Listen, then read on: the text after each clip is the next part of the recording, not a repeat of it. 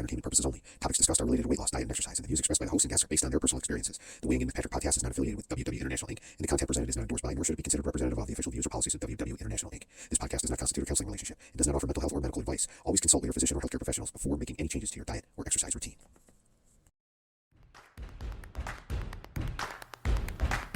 Hey, Patrick here. We love our Saturday meeting, am I right? But hearing from one another 30 minutes a week can only do so much. We can sometimes believe that we're all alone in the trials and tribulations of this weight loss thing. This podcast seeks to challenge this belief by talking with familiar faces who will share their experiences, helpful suggestions, and insights about their journey. The good, the bad, and hopefully, the hilarious. This is about us, you and me, ordinary people working on improving our health, reducing our relationship with gravity, and most importantly, supporting one another.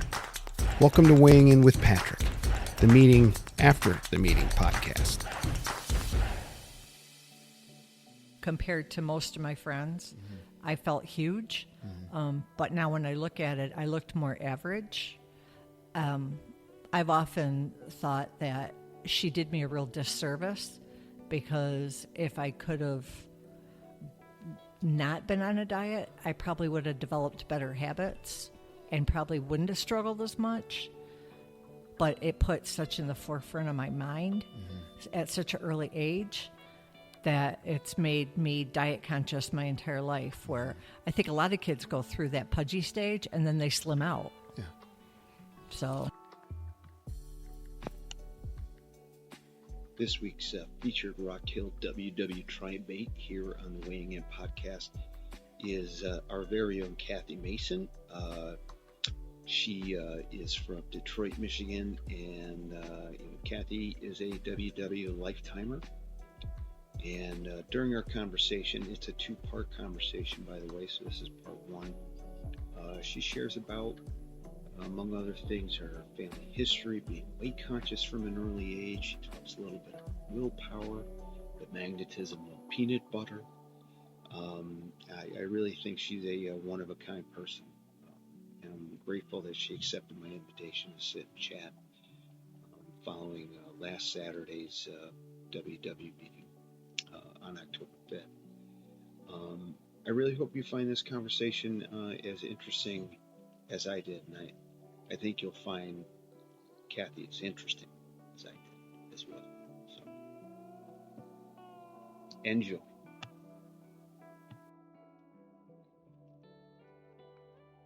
My second guest here on the Weighing In podcast is the one, the many, Kathy Mason, our very own stream of consciousness here at the Saturday meeting. Kathy, welcome. thank you. I appreciate you agreeing to do this. Is there anything that interested you about doing this in particular? Why did you say yes to coming on and speaking with me? Well, as I told you before, I had never listened to a podcast before this one. And after I listened to your first two episodes, I was amazed at how much I learned about Courtney that I didn't know, because even though we're very close in this meeting, we don't really know each other. Right. So I thought that this would be a good way for me to, let people know a little bit more about me, but in turn, I get to learn about other people in the meeting as well. You mentioned listening to Courtney's podcasts and that kind of like, I didn't know that. What are some things that maybe you heard Courtney talk about from her experience, her upbringing, life, whatever, that might have resonated with you that maybe you didn't know? Oh, geez, we kind of have that in common. Was there anything like that? Yeah, so I did not realize that she was from Pennsylvania. I did not realize that she was Catholic, which I am Catholic. And her profession, I had no idea. I knew she worked at Winthrop. Didn't have a clue what she does. So it was just those things that I was just, I don't resonate with working at Winthrop, but I was like, wow, I don't know what anybody does really in the meeting. So where you are from? I'm from Detroit, Michigan. Detroit. You're a Detroiter. I am. What was, tell us about your family. What was your How big was your family? Where were you in the family? What was it like growing up? I am last out of 5 kids. Currently, me and my brother are the only ones left. We grew up early on pretty traditional, Catholic school, went to church on Sundays, went to visit grandparents, after church up north. In Michigan, everybody says up north. It was like an hour and a half away, but if you're going north, you're going up north. The private side of the family, it was pretty jacked up. So I have had 2 alcoholic parents who fought like crazy. So on the surface, we were that perfect family. But I grew up with a lot of trauma of hearing my parents fight. And that really formed who I was growing up.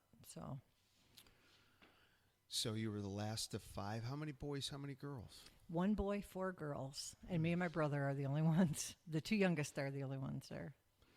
Was there any weight-related issues in the family? You had mentioned that alcohol played a pretty big role. Any weight-related issues? For sure. So my brother, me, and my sister Carol, which was the second born, all struggled with weight from like small on, right? My sister Diane, the oldest, didn't until she got older.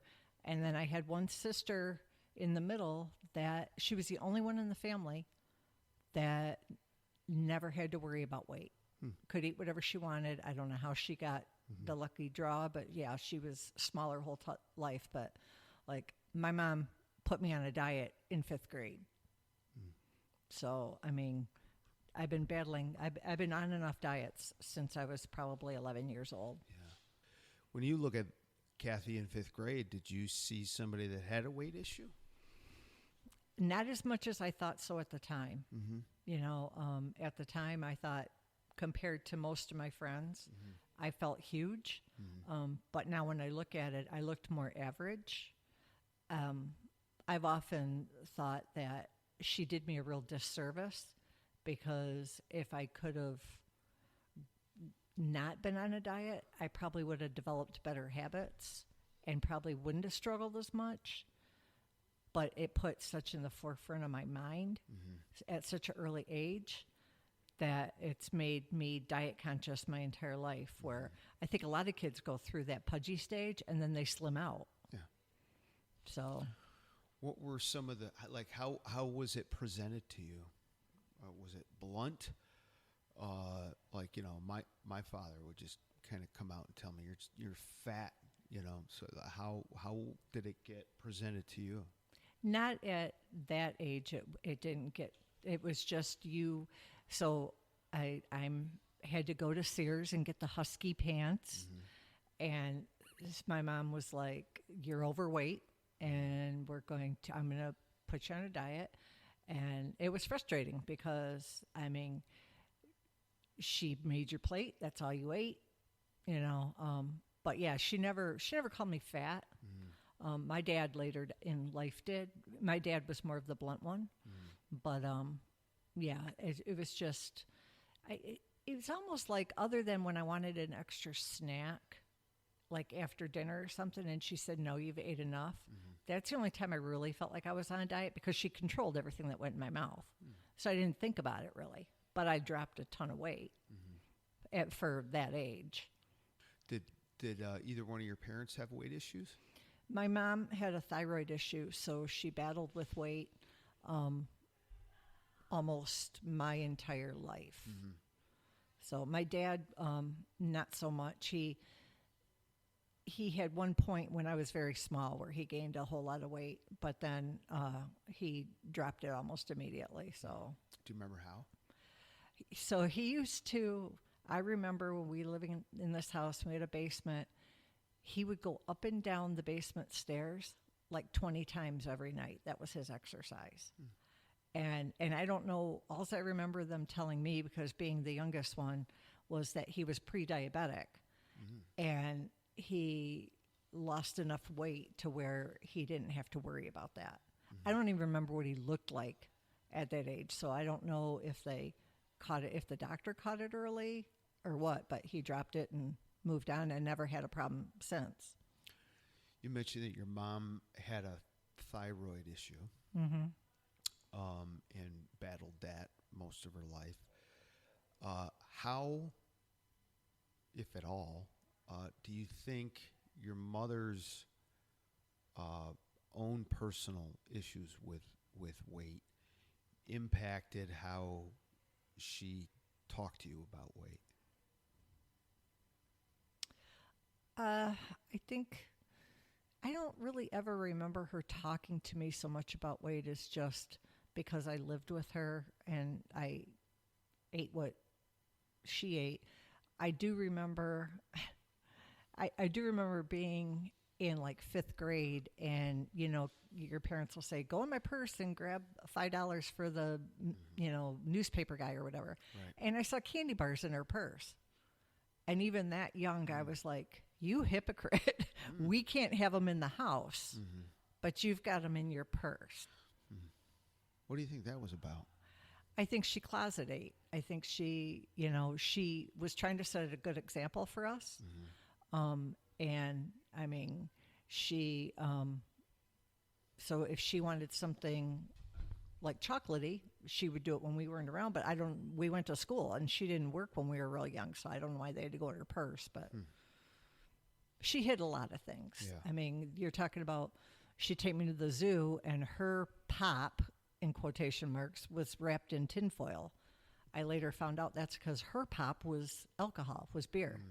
She couldn't even take her kid to the zoo Right. without taking beer with her. Right. And I used to say, well, why isn't my pop wrapped in tinfoil? Well, you drink yours faster, So it was deceiving like that. Yeah. So you were how old when you kind of noticed she's got candy in her purse? What's going on there? I was probably 5th or 6th grade. Oh, okay. And it sounds like that was a little confusing. Yeah. Yeah, I couldn't imagine why she would have to hide it from us. Do you remember formulating any type of theory as a 5th or a 6th grader as to why? I just figured she didn't want to eat it in front of us. Yeah.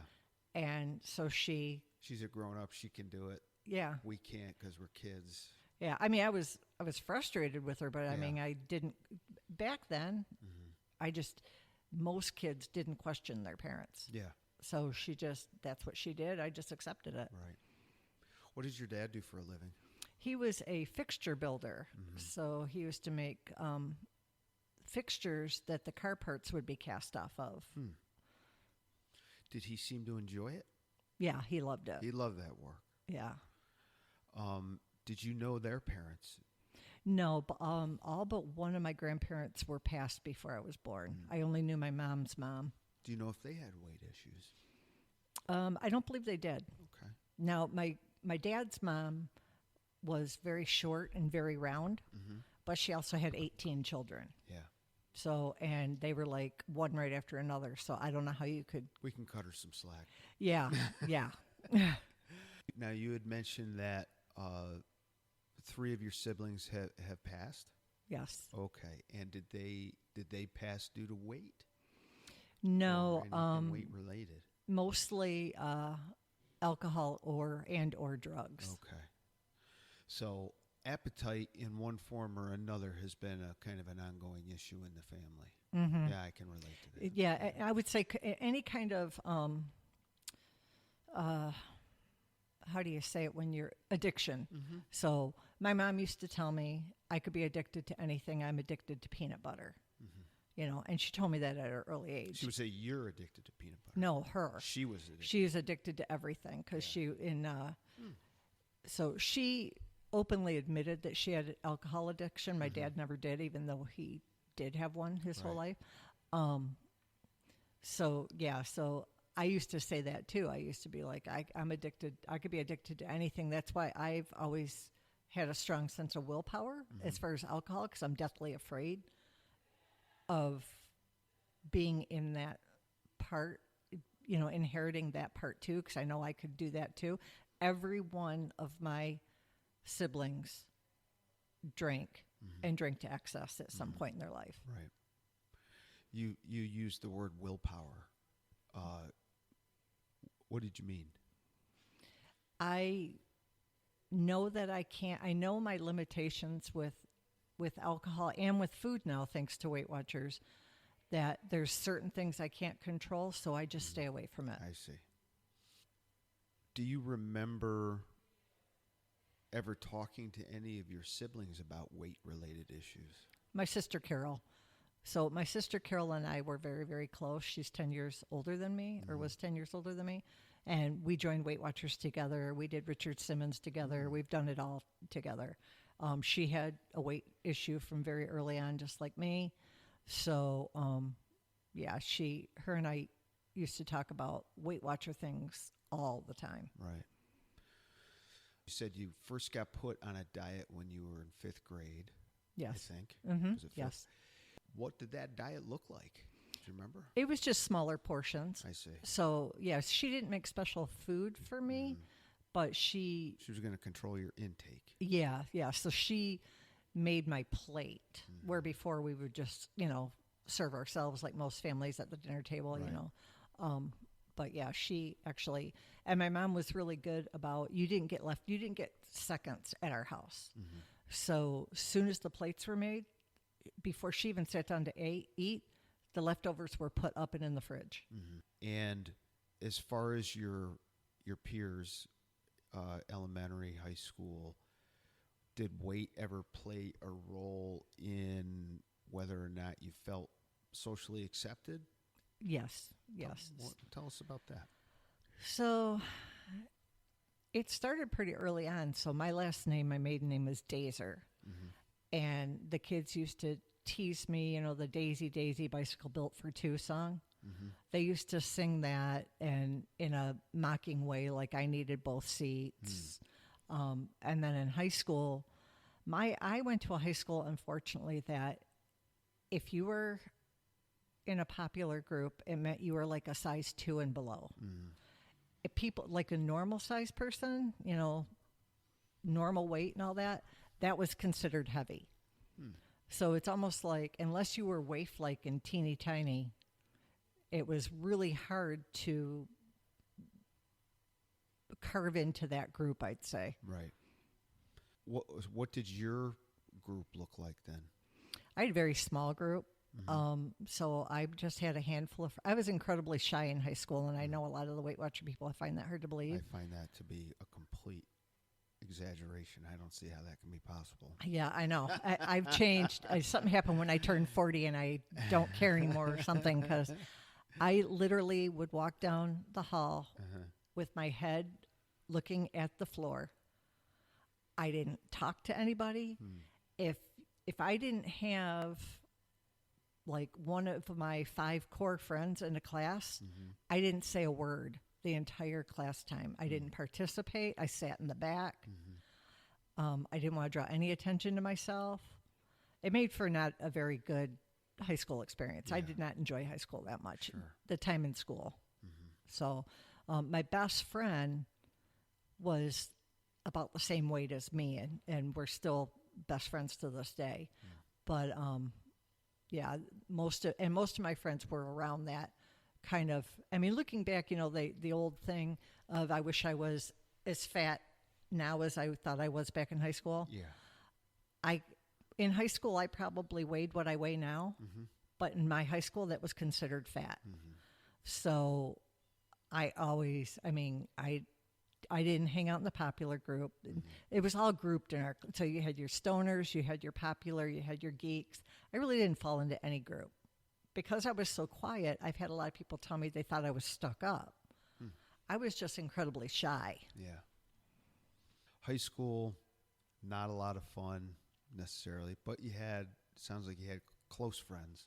Yeah, I had we had a group of 4 that we hung out and we went out together, stuff like that. And then I had a few, ancillary friends that, were in classes too. But I was so shy that if one of those 4 weren't in the class and one of the other friends were, I didn't talk to the other friends. I always felt like people were judging me. So I just kept my mouth shut. Did you ever find out whether or not that was true? It largely was not true. How do you know? Because it's so weird when I have people reach out to me now, like on Facebook or whatnot. I didn't even think they knew who I was, and they knew who I was. And I would say a good at least 75%, probably more, of my paranoia was in my head. Where do you think that came from?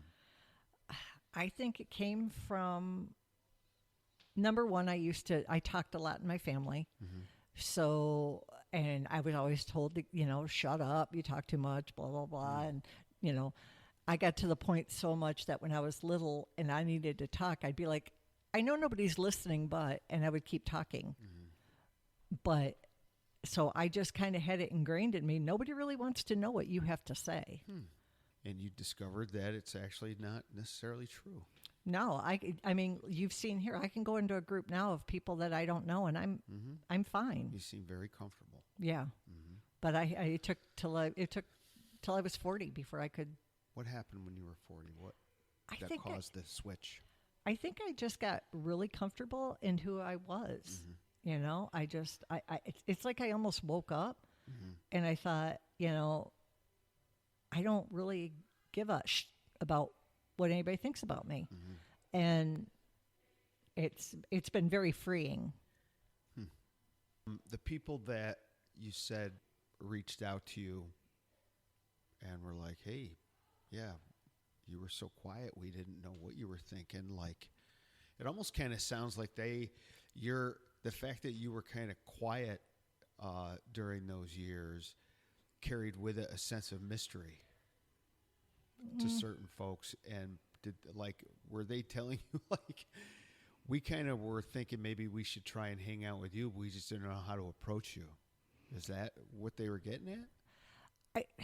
I don't think so. I think they thought I was actually rude. Oh, I see. Okay. Because I wouldn't talk to anybody, Right. or I was very awkward and very, because weight has, ever since that first diet, weight has been on my mind like constantly. It's exhausting. Yeah. And I think that kept me quiet because I always felt like the hugest person in the room. I didn't have any value because I was, heavy. And yeah, I did a lot of comparing myself to other people. So yeah,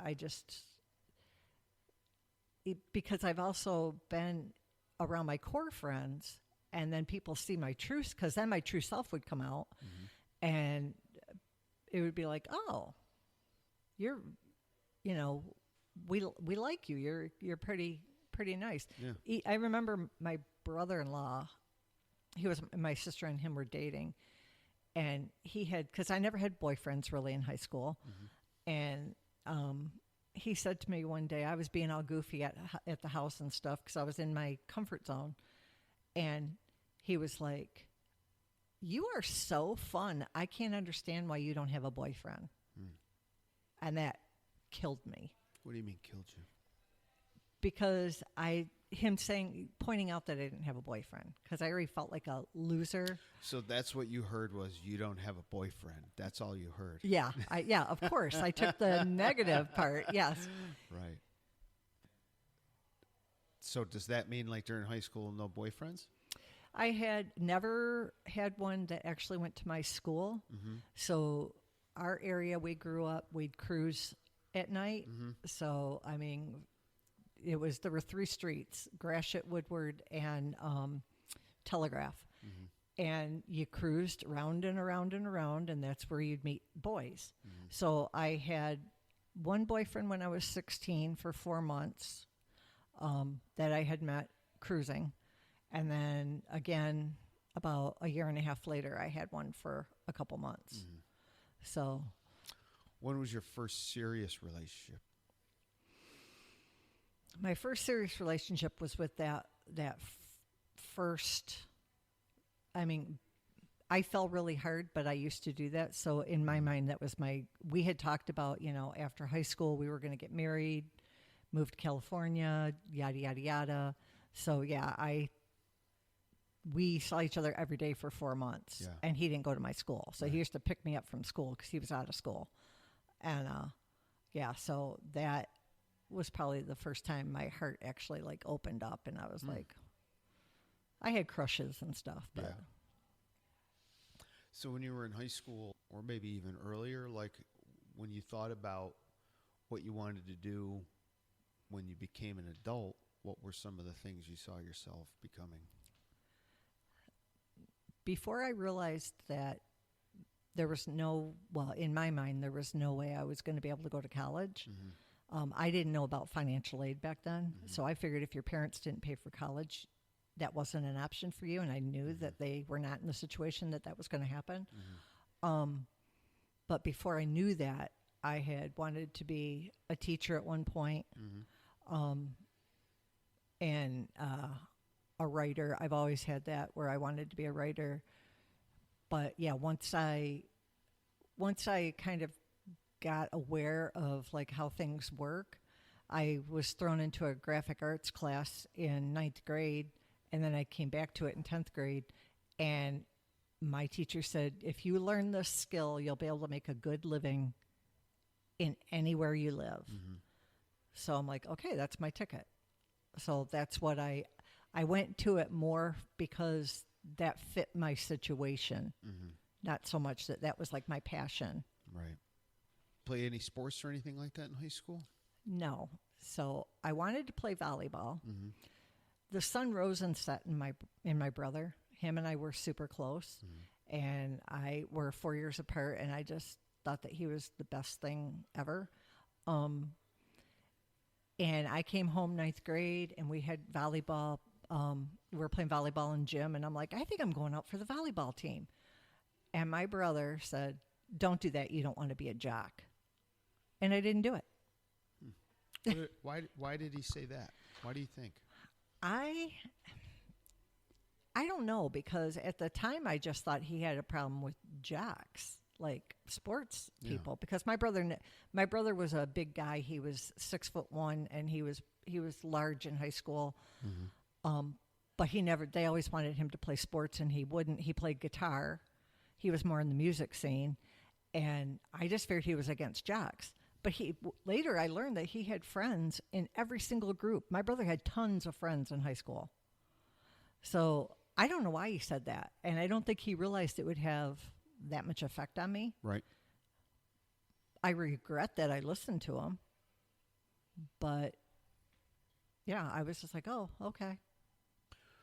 Who were some of the other people in your life that when they spoke to you about you, they had your full attention? Definitely my sister Carol, my sister Diane. My sister Sue was the black sheep of the family, and she passed in her early 30s. She had drug addictions and had a lot of problems. So I didn't listen to her because I knew she was not right.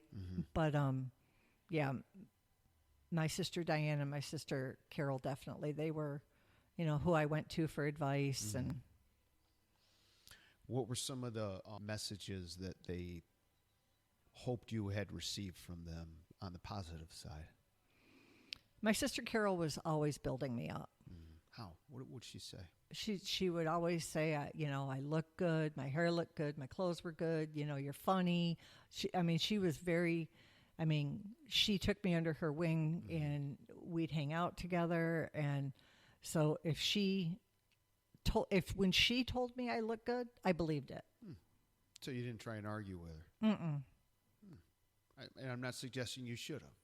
I'm just, when you talked about kind of like how when you look at yourself back then through your eyes today, you're like, yeah, I really wasn't that heavy. I really wasn't. Yeah. And so I know a lot of us will, when we get a compliment, we do the, well, you're wrong. You don't know what you're talking about, that type of thing, So, well, that's good. Did you ever get any negative messages? And I wouldn't necessarily say constructive criticism, right? But like sometimes the people we love the most can say hurtful things. Did you ever get any hurtful comments from people that you loved and looked up to? Yeah, my dad was very lacking any kind of tact whatsoever.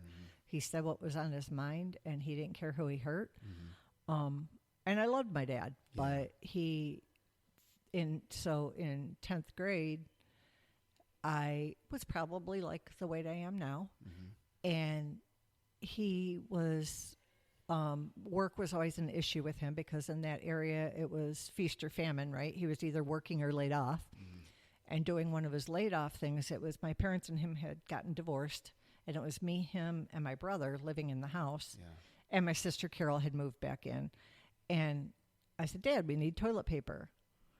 And he's like, GD, why do we need toilet paper again? It must be because of your fat ASS.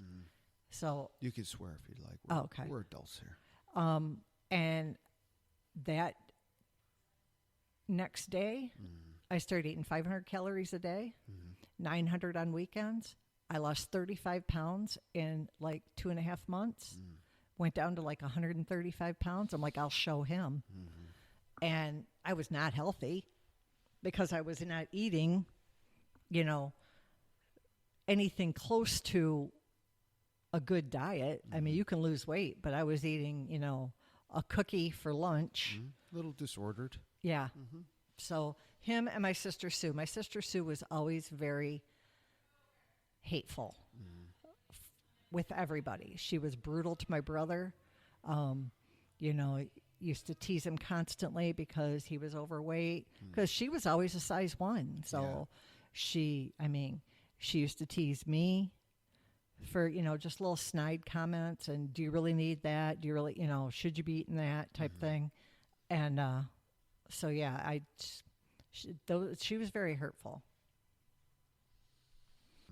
You said 5th grade, first diet. You talked about what happened here with your dad. He made a comment to you and you just basically took your food intake down to almost nothing on a daily basis. And so when you hit that particular weight, did he ever come to you and make any comments about the weight that you had lost? No. And do you recall you having any reaction to that, response, thoughts? Was that even on your radar that he didn't say anything to you about the fact that, hey, I'm now 135, now what? It's really weird because at the time he was dating this woman and he came home at night. I had to make dinner I made dinner from the time my parents and Clint was in charge of cleaning the house. My parents split when I was like 12 or 13. And so I had to make dinner. He'd come home at 6 o'clock. We'd eat dinner. He'd shower. He went to his girlfriend's house, and it was me and my brother until the next day. My brother was in senior, and I was like in 10th grade. Or no, I was in 8th grade when that started. And I always excused myself. Like, he's got other things on his plate. He's busy. So I never questioned it. Yeah. Did your mom ever make any comments to you about, like when you lost all that weight? Did she ever say anything to you? No, because at the time that was fresh into the divorce, and we weren't really seeing a lot of her. I see. Because of what happened with the divorce. What we thought happened, I learned later when I became an adult and got to talk to my mom like an adult that, things were different than what was laid out. But, it wasn't until I moved in with her at 17. And her and my sister Carol were living together at that time, and they were going to this thing called Diet Center. And so I just started eating what they ate, and so she just controlled what I ate that way. Right. Because she still, she didn't necessarily say I was overweight. She just never had anything in the house that could cause me to gain weight. Yeah. So I just ate what was there. And right. Diet Center. So is that kind of like a Jenny Craig type of place where you have to buy their food, or? No, it was kind of like a Weight Watchers before food. So you got so many exchanges. You got so many carbs, so many, protein, stuff like that. A lot of counting. Yeah, you met once a week. Her and when my mom would go off of birth control, when she'd go off of her thyroid medication, say because she lost her job, didn't have insurance or whatnot, she'd get really big, like 280-pound big. Yeah. And she was normally like 140 pounds. So her and my sister were pretty big at that time. Right. And so they joined and they dropped all their weight. Right. So when I moved in, they were pretty close to where they were needed to be. So I just, yeah. Is it safe to assume there was a lot of roller coastering? Gain it, lose it, gain it, lose it? Oh, yeah. A lot of that. Yeah. What did you make of that back then? The fact that we lose the weight, then we gain it back, and then we lose it. And when people gained it back, did they gain it back plus? It was more me and my sister that would go through that, and we just typically blamed whatever we were following. Like this doesn't work or this isn't working anymore. Yeah, right. It's not working anymore, right? You're not working it, so it's not working. But right. But even when I was doing my 500 calories a day, yeah, there were times when it led me to binge because I was starving. Yeah. And then on weekends, sometimes I would peanut butter's always been my thing. Probably because we didn't have a lot of money and that was always in the house. Was there and it tasted good. Yeah, it was the closest thing to... Crunchy or smooth, Kathy? Crunchy or smooth? I prefer crunchy, but yeah. But I would gain 5 pounds over the weekend. Yeah. I'd weigh myself Monday morning. But back then I was like, okay, back to the 500 calories or whatever, Have you ever tried to figure out how many points you might have been eating when you went through the weekend doing peanut butter pigeons? No, I never have because it was so long ago. Yeah. I mean, the sugar content in that old peanut butter must have been something. Oh, yeah. I bet you I went through half a jar of peanut butter. Wow. Back then. Yeah. Because I would just get a spoon. Yeah. Oh, really? Yeah. Open the jar up, grab a spoon. Either crackers or a spoon because it's not like we didn't have cookies in the house. Right. We didn't. My dad, when we lived with him, it was pretty lean there for a while. So I'm picking up what you're laying down there because I love peanut butter myself. I'm a creamy Jif guy. Now I'm creamy Jif. Yes. A creamy Jif, and of course I was also a chocolate milk fanatic. Oh, my husband was. Yeah, and so it'd be chocolate milk sitting next to 2 or 3 peanut butter sandwiches. Mm-hmm. What other foods kind of had the obsessive quality, do you think, for you? Chips and dip. Mm-hmm. Sour cream dip? Oh, yeah. Sour cream and onion dip, okay. Yep. Because when I was little, before, I say grade school age, chips were something, and pop were something that we got on a Saturday night in a little tiny bowl where you'd get a glass of pop. Special treat. That was your treat. So when I got older and not so much influence on my mom because when they were going through all their stuff, I back to chowing down on a bag of chips, eating a whole tub of chip dip, and Your mom kind of snuck food. Mm-hmm. My wife has talked about that she would kind of hide food. Did you ever have any of that going on too? I did. So oddly enough, I don't remember it so much until this last time before I joined Weight Watchers last time. I was at my heaviest I'd ever been, and I actually would go to Food Lion for groceries, right? And I'd get a candy bar and I'd eat it on the way home because I didn't want. Not that my husband's a chocoholic. I don't know who I thought I would have to hide it from, but I was embarrassed of myself for doing it. Right. So I'd make sure I was gone before and I've done that. It got into a habit. And then finally when he was eating like crazy during COVID, we were both eating bad. Then it didn't matter, but yeah. How long have the two of you been married? It'll be 23 years next month. 23. Congratulations. Thank you. When you met your husband, was it like fireworks right off from the get go? It was for me. Yeah. Yeah. Mm-hmm. And what had your attention about him? He was everything that I never went out with before. What do you mean? So I always liked the bad boys. Mm-hmm. I always liked kind of the losers, I hate to say, like, Well, what do you expect to find out there when you're out there cruising around? I know, right?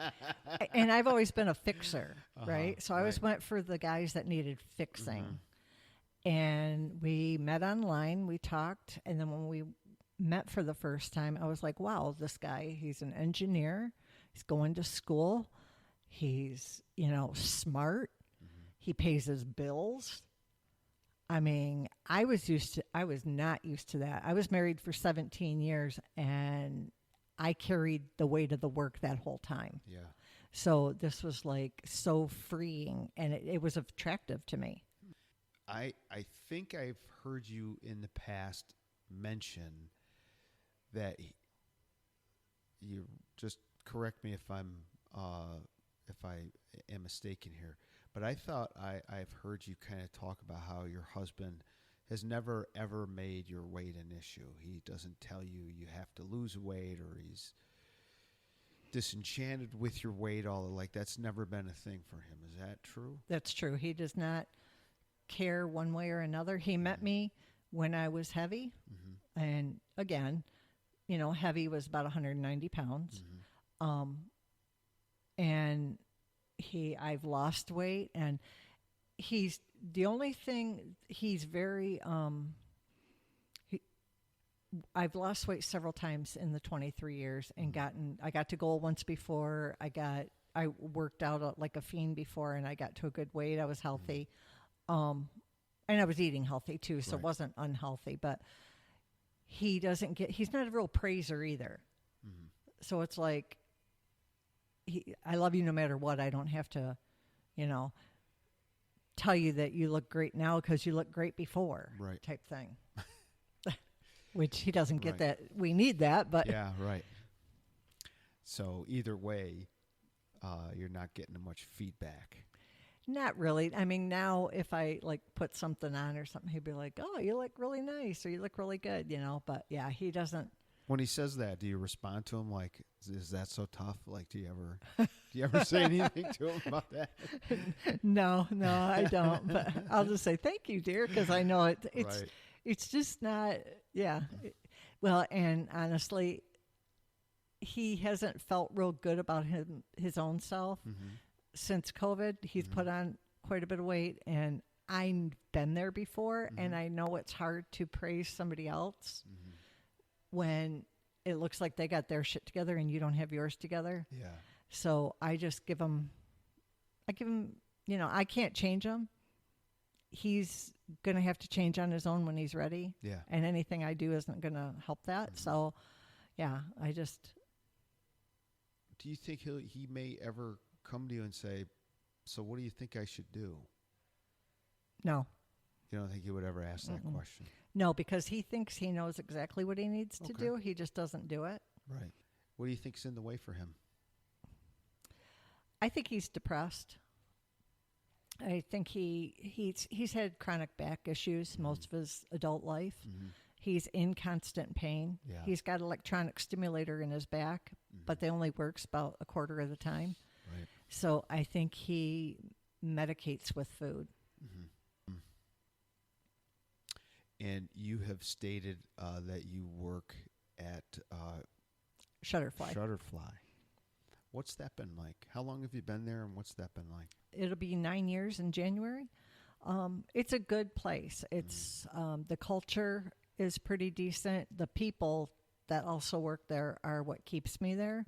It's a great, kind of like here, our Saturday morning meetings. It's a great group of people. The work's interesting, so I'm constantly doing different things because I document all the equipment that comes in and changes and how to make the products, and they're constantly, changing how they're going to do the process. So it's always something different.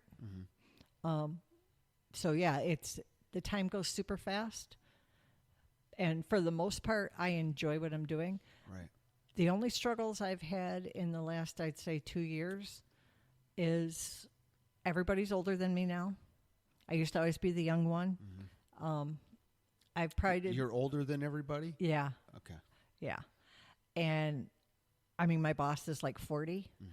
And so I feel ageism. I'm starting to feel ageism at Shutterfly. Sometimes I don't think I get the same projects.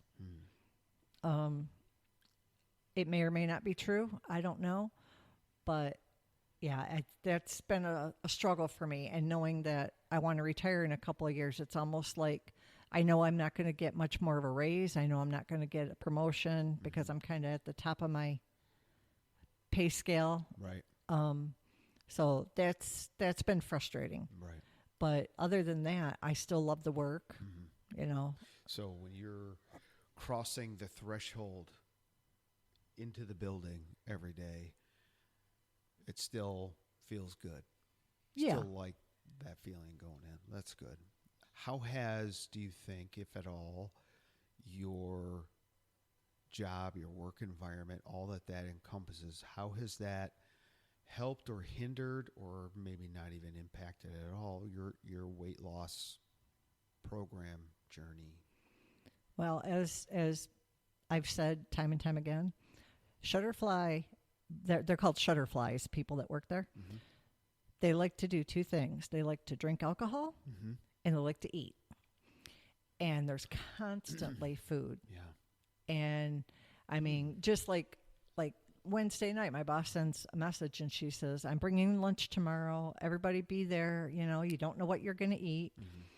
I brought my own lunch anyway, just in case, because I was determined if it was something I couldn't count easy, I was going to eat that. But I was pressured into eating what she brought. It wasn't great, but I did the best I could. But it's just there's constantly. I mean, a guy going around Friday with the last donut, going to everybody's thing. Anybody care for the last donut? And it's like, oh my God, stop. I could have told this guy when he came by, but I was like, no, because I also make it I'm also a Weight Watcher cheerleader. And I will say, I can have it if I want it. I just don't want to count that many points right now. Someday, not today. Yeah. So I don't close the door on it because there are some days I might have a half a donut or I might, I mean, if I feel like that's what I want to do and I want to count it. But so it's just, it's a total willpower thing. You just got to kind of stay away from that table and.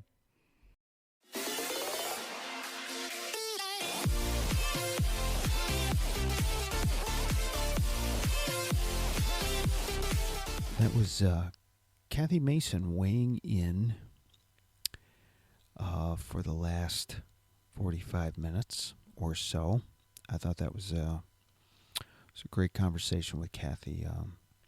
As I listened to her talk about her life, talk about her upbringing, the messaging she received from family members, from peers when she was young, how some of those messages may have internalized one point or another. I have to tell you, I was just impressed with what seemed to be her resilience. And I think I understand some of those experiences. I think most of us probably can. Some of that stuff resonates with me. I grew up in somewhat of a similar household, and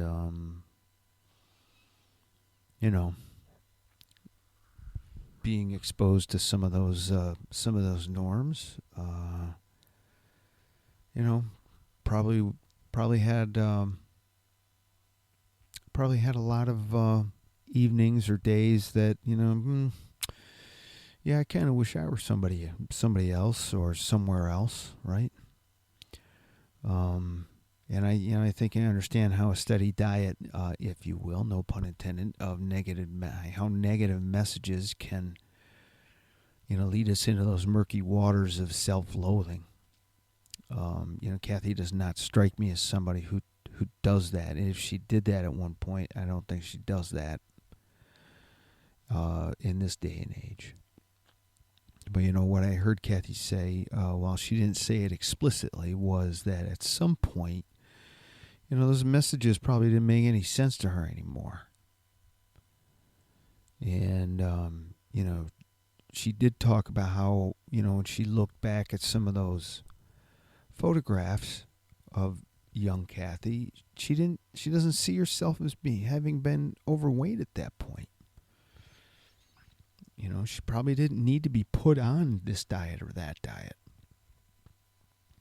And then, she wished she didn't have to deal with all that stuff. And, normal kid, right? And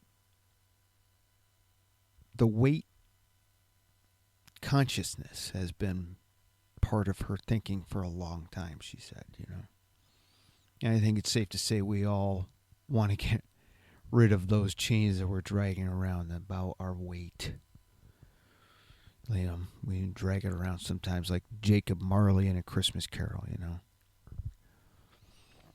there's one difference between Marley's change and perhaps maybe the ones that we carry around, right? Marley's were all about, he forged his by treating people a certain way. And something tells me that, we drag these chains around that have been created by the things that have happened to us, things that have been said to us. And, Kathy used the word, she had a lot of trauma in her life, listening to her parents argue. That's probably just a small piece of it, I would assume. And, I never heard her tell me during the near 2-hour conversation that we had that, food is the answer to my problem, right? And I think we've all felt like that from time to time. Food is the answer. If I have this emotion, I need to feed it with this. And, we can use food for fuel. We can use it for nourishment. We can also use it to be defensive. The more stuff that we eat that isn't healthy, perhaps maybe the more weight we gain. Maybe subconsciously we're trying to keep people at bay. And we can also be obsessive about it. I know I was super obsessive about food. Almost looks like an addiction. But we can also punish ourselves with food, right? I know I did that too. And, I think we can take a page out of Kathy's book. We can just, in her words, wake up and just get to being comfortable in who we are. Do we need to improve on some things? I know I do, right? I could be kinder. I could maybe be a little less hot-tempered from time to time. I could be more conscientious, specifically around my house, right? I know my wife would appreciate that. Could I track my food more? Yeah. I know this. I know it's tough to be kind to people when you're always mad at yourself. I know it's tough to be conscientious when you believe you might be invisible to a lot of the people that are around you. It's tough to be hopeful about hopeful about the likelihood of figuring out your own personal weight loss Rubik's Cube when you're punishing yourself with food or by withholding food in an effort to hurt yourself, right? Beating yourself up about what you weigh today is not going to help you motivate yourself to make necessary changes that are going to lead you to a state of wellness. Start talking to yourself with a little more compassion. Give yourself a little more grace. Those voices from the past that ridiculed you, maybe they made fun of you, told you you weren't this, you weren't that, whatever, made you feel less than. Those voices are probably not even in your life anymore. Or at least the people that belong to those voices. Now it's probably your own voice saying those things to yourself. They're not here anymore. Stop doing their dirty work for them. Ultimately, each of us individually, we are our own best hope for figuring this thing out. And my guess is you've lost weight before. If you're like me, you've lost it and gained it back plus, right? And it's not that you can't lose the weight. If you're like Kathy, so many of us, it becomes almost trial and error. It's like coming to terms with, what will it be necessary to do or not to do in order to get to where we think our real self is waiting. And I promise you that person is waiting. That person you were born to be, they're just a little ways down the road and they're waiting for you to catch up. Don't get hung up on these quote unquote failures. Right? Those were just efforts that didn't work out.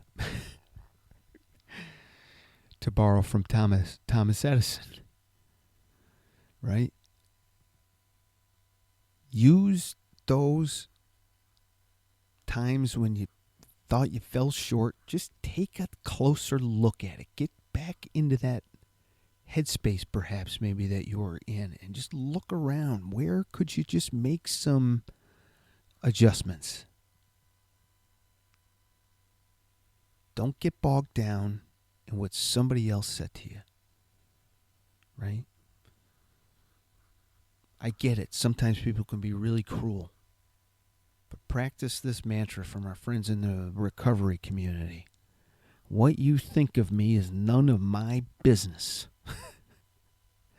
I've always liked that. I think that's great. What you think of me is none of my business. And it gives you personal license to just be you. Anyways.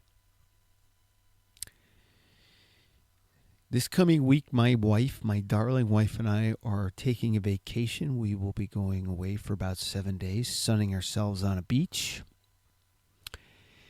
And we thought we would do an episode on how we decide to take a vacation, kind of what that consists of from start to finish, kind of. Not a play-by-play, minute-by-minute thing, but really only as it relates to our WW journey and the things that we do on vacation that further our efforts to be well. I think that could be incredibly boring or incredibly interesting, depending on what you're thinking, right? But if you have a thought one way or another, and if you would like to provide some feedback to your host, please make a suggestion. Ask a question. If you would like to throw your hat in the ring and come and sit down next to me as we have a conversation, send me an email at weighingin.withpatrick@gmail.com. You can always tap me on the shoulder at before or after a meeting on Saturdays. I'm usually there early. Usually stay a little later. So I hope this last hour was somewhat helpful to you and that you will keep listening. I hope that when I tap you on the shoulder and ask you to join me for a conversation over a warm microphone some Saturday afternoon or on a Zoom call or something, that you won't go running away screaming, because I just strongly believe that your story is important for somebody to hear out there. And speaking of somebody's story, you can hear part 2 of Kathy's conversation with me in the very next episode when it's released. Hopefully it'll be released in the next week. And just one final thought. Remember, tomorrow that sun's coming up. It's going to come up whether you like it or not. So you have earned one more day on this side of the grass. Make it worth it. You can do it. Hang in there.